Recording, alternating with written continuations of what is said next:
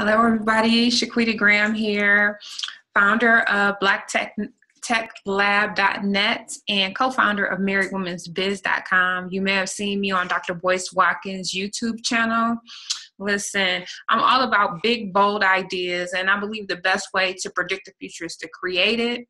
And I want to really kind of analyze a little bit about Chrisette Michele's recent interview on The Breakfast Club. Now, I'm not trying to attack Chrisette Michele, and I watched the video because I really wanted to understand her thinking, or at least hear from her what her thinking was of why she decided to go and perform at Donald Trump's inauguration, despite all the backlash, despite what we know about Donald Trump and some of his racist history with the young black men who were falsely accused of rape, and how he took out an ad saying they should be executed, and his history of being sued for racial discrimination at his properties and things like that. Why would a black woman, someone who is so talented and has so much to offer her own community, decide that she should go and perform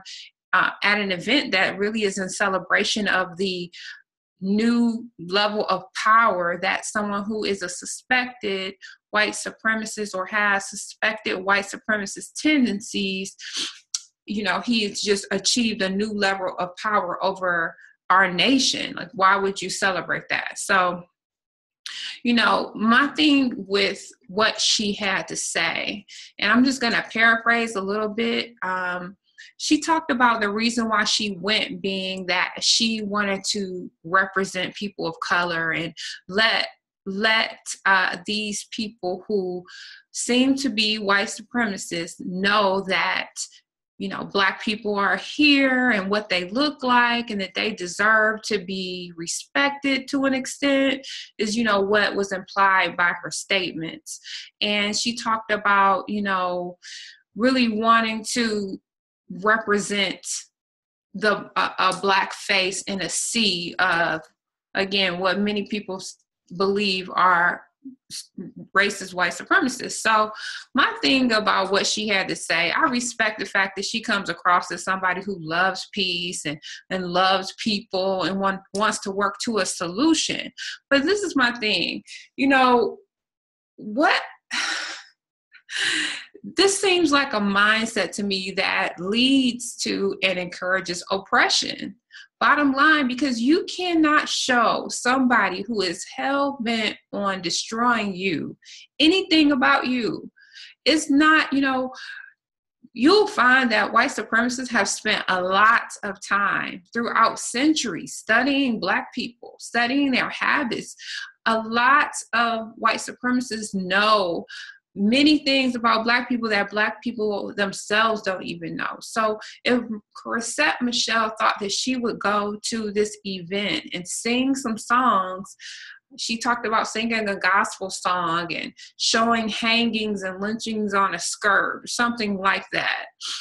And did she think that that would cause guilt or cause anyone in that audience who would be a white supremacist to recant or go back on their feelings of hatred towards black people? That to me is just, that logic is so flawed, because these people delight in your death. They delight in the death of black people. They love to see the torture and the terrorism of black people. And that is why, at the time where it was more socially acceptable, they would sell tickets and make it a family event to see black people tortured. They would bring their children to see black people tortured because they received satisfaction out of the misery of black people. And you see the same types of things today, because when Trayvon Martin was killed, pictures of his dead body, a teenage boy, somebody's son, was murdered.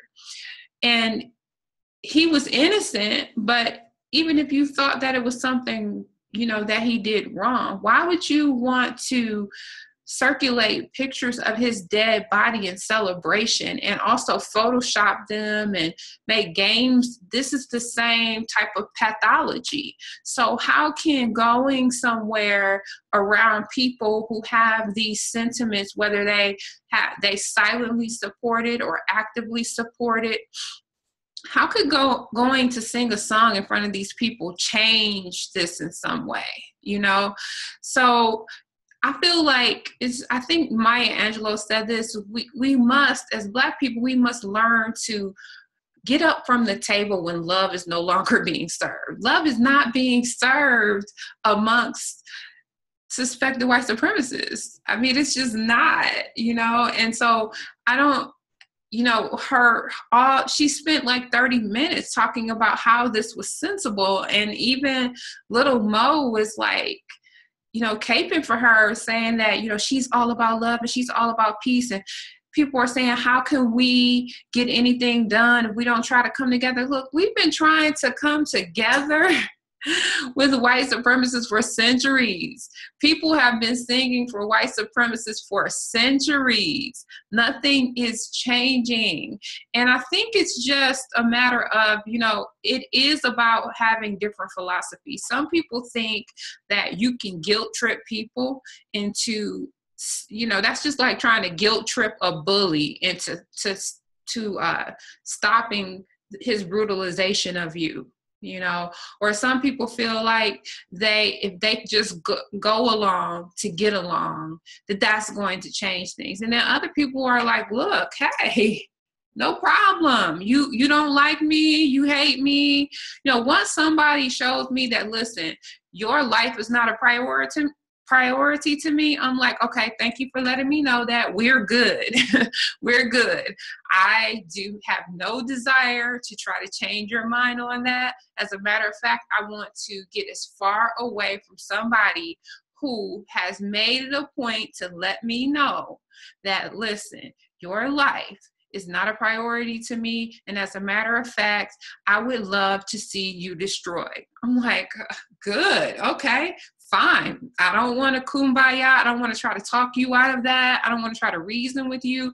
I want to go and try to preserve my life. And to me, that is more of a method for peace than going and trying to negotiate with someone who would delight in nothing more than to harm you, your children, and everybody connected to you or that looks like you.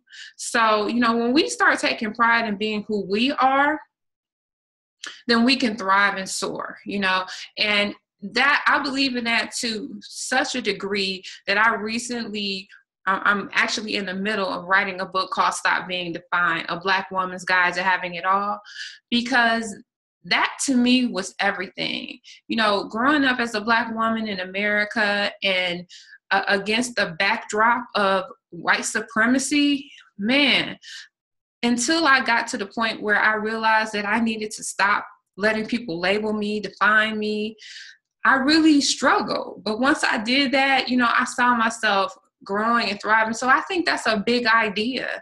Stop being defined. Okay, people who say, listen, as a Black person, I believe you are inferior intellectually. I believe you're inferior spiritually. I don't even believe that you're human. I think that you deserve, you know, I think you deserve annihilation. Okay, well then I'm not going to seek approval from you. I'm not going to seek approval from you, you know, and I feel like that is what Chrisette Michele was basically rationalizing. There is no way that I am going to submit myself, submit my gift, my talent, my art that is really for the upliftment of my people to a group full of people who have white supremacist tendencies and ideas and are in support of those types of things, allegedly, reportedly. So anyway, guys, listen, you can get a free tech guide that talks about how you can get involved in technology as a business, a career, a startup, or whatnot at blacktechguide.net. You know, because it's all about us coming together and trying to find ways that we can overcome or minimize at least the effects of racism, white supremacy as much as we can until we can completely replace that. And getting involved in technology opportunities is one way to do it. Also, you can get a free magazine about uplifting our families at mwbshow.com. And, you know, I enjoy doing videos on YouTube or whatnot, but I'm all about us having our own solutions, especially through technology. So you can connect with me and connect with other like-minded people at blacktechlab.net, and you'll find all of this in the comments. And also at marriedwomensbiz.com. Thanks for watching, and I appreciate you guys.